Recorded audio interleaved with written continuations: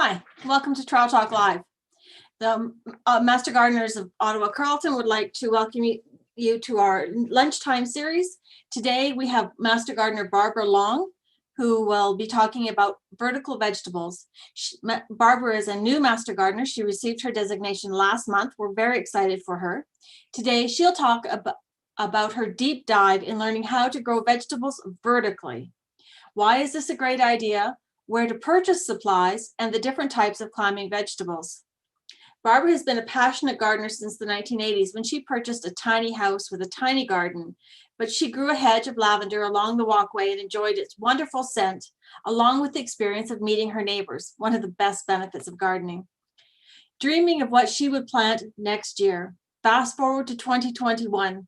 Swishing past 6 houses with larger and larger gardens, and Barbara has come full circle. Now, with no yard, learning how to optimize the patio space outside her high-rise apartment as her new garden. Vertical garden is a necessity in 2021. Over to you, Barbara. Yes, hi, and thanks for that introduction, Candace. So I'm excited to talk to you today about vertical gardening. And so I've entitled it Vertical Veggies. And I'm going to show you the first slide here I have of a story we heard when we were kids about Jack and the Beanstalk. So Jack planted a bean, and look what happened. So this type of plant, this bean, is an indeterminate variety. And I'll talk a little bit more about that later, but that's why it's so big, because it's an indeterminate, and it's definitely a vertical veggie. So if we ask ourselves why we want to grow vertically, the first thing we would think of would be space, and that's certainly true. So for example, a single squash plant could use about 20 square feet of space. And if you grow it vertically, that space would be reduced to a few square feet, and that is a huge saving. But there are a lot of other reasons why you'd want to do vertical gardening. So other thoughts that I have about that are that it creates a privacy screen. So if you have a wall of vegetables that goes a few feet high and a few feet wide, it can give you that better design of your garden. It divvy the spaces up. So it can also hide a poor view. I look out on a parking lot here, so I can put a wall of vegetables that I much prefer to look at. It also creates a sculptural element in your garden, giving that vertical dimension. It can improve the air quality as it cleans the air, and those leaves are higher up, pulling in the pollution and cleaning the air for you. Dampens the background noise as well, like traffic, and creates shade. The other thoughts about it too are that it creates line and structure to the design of your garden, puts your food on display, and creates interesting and engaging spaces for you. Plants are healthier when they're growing vertically because they're not sitting on the ground where they can get muddy, and so you have cleaner produce. Also, water from rain and from watering the garden can sometimes leave your leaves and produce wet. So that dampness can lead to fungus, bacterial infections, wilts, and blights, which obviously are not good for your plant. And then the produce is also not lying on one side on the ground, which could flatten it and allow rot to begin. The plants are easier to harvest because they're higher off the ground, and it's easier on those your back and knees, which as we get older in gardening, it's important for us to save our knees and our backs, so it's easier to pick them if they're high up. And you also don't need to crawl around on the ground underneath the leaves, possibly missing some of the produce that's hidden under a large leaf. Lastly, a benefit to vertical gardening is that some animals and insects can't get to your harvest, and they sometimes beat you to it. So this gives you a bit of a leg up. So let's talk about how gardens, how plants actually grow vertically, how they pull themselves up or organically.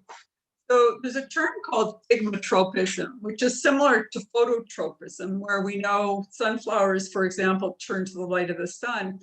But with stems, they have a directional growth movement in some that respond to a touch stimulus. So as soon as they touch an object, they grab it and they either twist on it or they curve on it. So I'll just show you a couple of examples of that. So one is tendrils.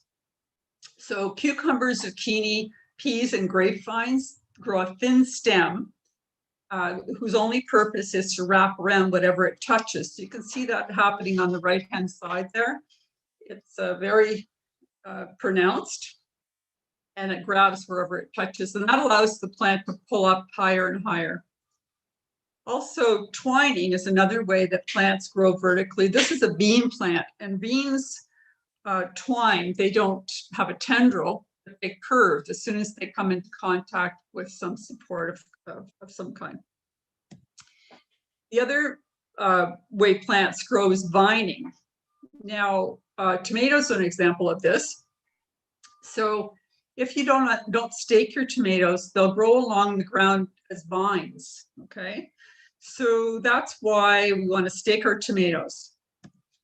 So here's a question for you to take away on this subject. Do you think that the stems go around clockwise or do they go around counterclockwise? And I did a deep dive into that, and I went into a rabbit hole, and I came back out of it because it seems like it's not scientifically decided on this. So who knows? What do you think? So two of the terms I wanted to mention here are determinate and indeterminate. So determinate applies to a plant that reaches a defined height, which is defined by their genes. And an indeterminate plant, we have Doc over here again with his beanstalk, and some plants have an indeterminate growth, which means they'll just keep going for quite a long time until the end of the growing season. So as an example of a determinate variety, tomatoes can be indeterminate and indeterminate. So they can be bushy, these determinate ones, and they ripen, the fruits ripen at the same time rather than continually throughout the season, which can be a benefit if you're doing some canning. Determinate tomatoes often are the heavier ones, like a Roma tomato, which you might use for making sauce. So it's a good thing, so at the end of the season, they're all ready to go. But we're going to talk more about indeterminate varieties today because we want to choose ones that are going to go tall. So these indeterminates have a vining growth habit, which goes indefinitely to the end of the growing season, and the fruits ripen continually throughout the season. So some examples would be beefsteak, big boy, brandywine, sun golden, sweet million. So you might be asking yourself, how do I know if I buy a plant, is it determinate or indeterminate? So you can look on the package if you're using from seed, and the seed will tell you if it's indeterminate or determinate. But if you go to the supermarket or to the garden center, probably have some titles of names of ones you know are indeterminate if the garden center doesn't know. And that way you can choose an indeterminate variety if you're going to try to grow vertically. So beans as well grow in determinate and indeterminate varieties. Determinate beans have a bush growth habit. They grow 1 or 2 feet tall. And an example would be a yellow wax bean. So indeterminate beans. These are pole or runner beans. And some examples would be scarlet runner beans and green wax beans. And they can go 10 to 15 feet long. And here we have our Jack again with beanstalk. So now we move along to different varieties, things that are not determinate or indeterminate. So for example, peas, they have a tendril which grabs hold. And when I grew my peas this year, I didn't do this. So I'm telling you, this is a little tip. So if you place the support in the ground first and then plant the seed in the ground close to it, then the plants are really close to the support already. because if you try to stick in the stake later, you might pierce your seed. So now we come to squash. So squash can be grown vertically, but with squash, you need to be concerned about its weight, okay? So the lighter varieties, like a summer squash, a zucchini, are a little bit lighter, but you can help them along by supporting them with pantyhose. So I'm going to scooch for a little quicker. So the three sisters in Indigenous practice, they grow corn, and then after that, the beans grow on the corn stalk, and the squash grows along the ground. So some supports. And don't forget, you can tip it upside down and go hanging pot with vertical growth. Can be a tomato that drops down from the pot, or a strawberry that drops from the pot. So here's some examples of some products you can buy. I bought these at the dollar store. So these are bamboo stakes, and then on the right there's the metal stakes, again very inexpensive, and they can be popped in the ground. Here's one of my neighbors who's taken some string on the left hand side. She's taken string and just made her trellis with that, with some sticks and some string. Now, this is one of my favorite ideas, and I haven't been able to try it on my patio, but some of you who have a bigger garden could try it. So this is called a cattle panel, and this piece is 16 feet long and 54 inches wide. You can buy them at agricultural centers. And so what you do is you bend it over and you attach it with T-posts. So I'm going to give you a little more deets here. So you can also use it vertically. And again, it's 16 feet long and 54 inches high. This is what it looks like. So you can see the boxes are fairly big. They're 8 inches by 4 inches. So that's enough space to grow a nice, for a plant to grab onto. So you can see these sheet panels. They're a little smaller boxes, but you can see how big they are. They're 16 feet long. These are the T-posts. T-posts go into the ground, and then you attach with these little holes. You can use twist ties or tie wraps, and you can create your cattle panel arbor, or wall of lattice, so you can attach. So basically the three things: you need your cattle panel, you need your tie wraps or wire, and you need the T-bars to create this. Okay, so it's a pretty cool idea. You can walk under it because it's over 8 feet. By the time you twist it over, it's an 8 feet high. You can walk through it, and your vegetables are nice and hanging down. So lastly, if you don't have, if you want to grow into a pot like lettuce or something, a root vegetable, you can get these stackable pots. And I looked into this, and they're not all created equally, to be honest. Some of them have a water reservoir, like the one in the middle here, the white one, has a water reservoir, so that you fill the top, and then there's a next water reservoir and a next one and a next one. So that means that all the water doesn't go straight down to the bottom. Some of them, I think, do that. Like you pour it in the top and it all goes through. Maybe the top one isn't very well watered because it loses all the water. The bottom one was too watered. Anyway, so these are some options. They're really cool ideas. So you can grow a lot in there. This one has, the middle one, the white one, has 30 different pockets for vegetables. That's really cool. And I thank Elaine and Jack for helping me out with the presentation. Elaine's the artist who drew those pictures of the beanstalk. And if you have any questions, happy to try and answer them. And that's it. So we've got a couple. Thank you very much, Barbara. That was great. I learned a couple things. I'm going to try that cattle thing. We have a couple of questions for you, Barbara. Mm-hmm. Trudy would like to know, how does the TBar work exactly? Yeah, so what happens is you put it in the ground, and you put it in, they're 6 feet tall. So you ram it into the ground. You can buy or borrow a tool that's it sort of looks like a hat with sides on it, and you push down and push that thing into the ground. And once it's in the ground, then you use the holes. I'll just see if I can find the picture of it. So the holes, it's pointy on one end, and then the T is on the other end, okay? So what you're doing is you attach this T-bar to your paddle panel, right? You're attaching it to, so you can see these black pieces. That's where you're attaching the tie wrap at each point. Does that help? That sounds pretty And good. you know what? The other thing too is if you go online, there are a lot of videos that explain in a lot of detail how to do this, right? And it's pretty easy once you get the kind of the concept idea. And so if you go on YouTube and look up paddle panel arches, you'll see these videos. Joan would like to know, do you have any comments on something called the lower and lean method of growing indeterminate tomatoes? I don't know if I've heard of that. Okay, lower and lean. I don't know that term either. One of the things that occurred to me to talk to you about is how to make it continue to grow vertically, and that is to get rid of the suckers. Yeah. Because if you think about it, there's a top to your tomato plant, and there's an apical meristem there. It's the cells that are at the top that want to grow taller. If the suckers are allowed to continue, they will make a new stem off into another direction, right?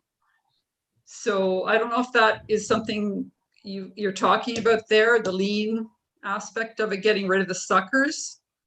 Yeah, that makes a lot of sense. It's sort of like an upside down armpit, like, yeah. Like if you see something coming out the armpit, that's the sucker. Yeah. Yeah. So what would you suggest for someone who's grown a cucamelon? It's already 4 feet tall. It's those little fairy watermelons. What kind of structure would you suggest to support it? So no, it's after the fact, right? It's there now. Yes. 4 feet high now. Well, you know what, Judith, you're there. Judith, can you suggest something? Because you have a lot more experience with practical aspects like this. Yes, I've grown these before. They're a little bit fragile, so be very careful. Get yourself one of the very large tomato cages, really tall, or use some bamboo stakes. And just as Barbara suggested earlier about the soft support, say pantyhose or something like that, lightly tie them on and allow them to flop over. Just make sure nothing's going to cut those little vines. They're very delicate. And don't forget, they like a lot of water. Now, what is your favorite way, Barbara, to stake, San Marzano tomatoes, because they outgrow the canes? Okay, well, I did some from seed. I have some in a pot over here. So what's the question specifically about San Marzano? What is it? Suppose they outgrow their canes, that they get so tall that they're past their canes. Yeah. You know how they grow really, really high sometimes. Yeah. So in my case, if that happened to me, it hasn't happened to me, but if it did, if you have any kind of structure in your garden, like I have a gazebo, and it's made of wood. So I'd be thinking of tying some string onto the structure that I have and allowing it to drop down and grab hold of that again with something soft. Okay, grab hold of that tomato around the top, and then that way it has something to pull itself onto, right? That would give it some support. But after you get to 4 feet, then I think you might want to try to go from above. Yeah, that might do it. There's a little ideas about someone who's grown her cucumbers vertically and found they were not as productive as her neighbor who was growing hers on the ground. What do you think of that? Again, I can't comment on that. If anyone else or Judith or. I would probably suggest that you pay attention to how you're fertilizing your cucumbers. that would probably, because I've had nothing but really good results from growing the cucumbers vertically, but they do like a little bit of feed. Now, what should you do if you have pole beans, but your pole is only 8 foot tall? Should you wind them back down? Well, you want to keep some aeration in there. Yes. So you don't want them to be too close together.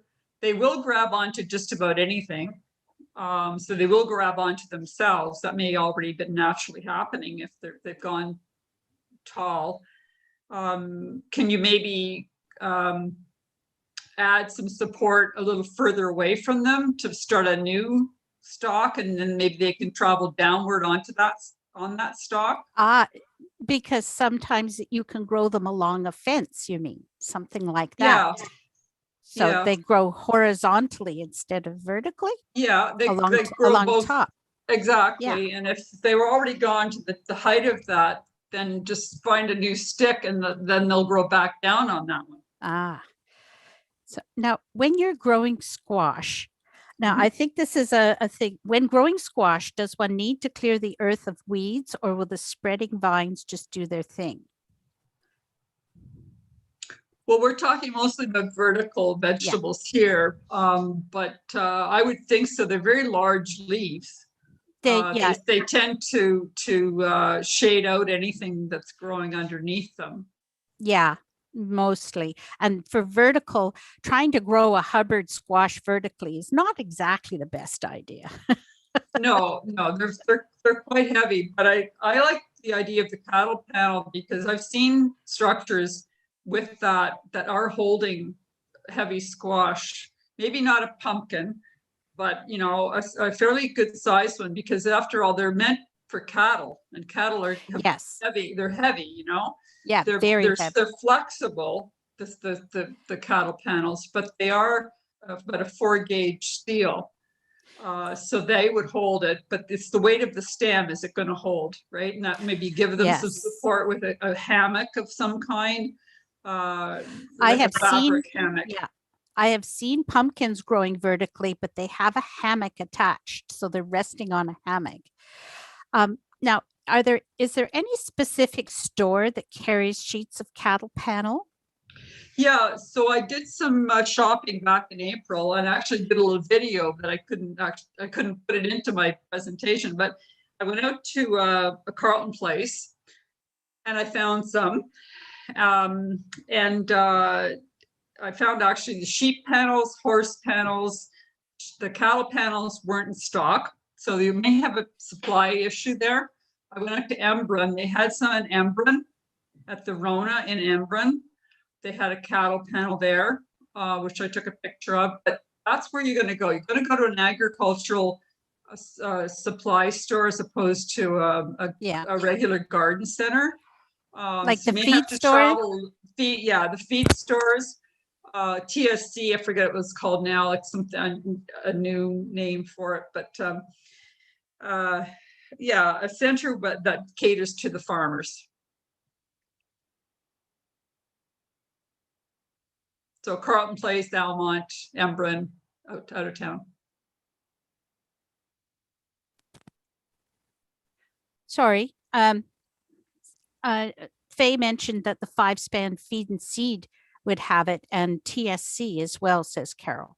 Yeah. And I just call ahead because there are some supply issues. I was in Carleton Place last weekend, and they didn't have any.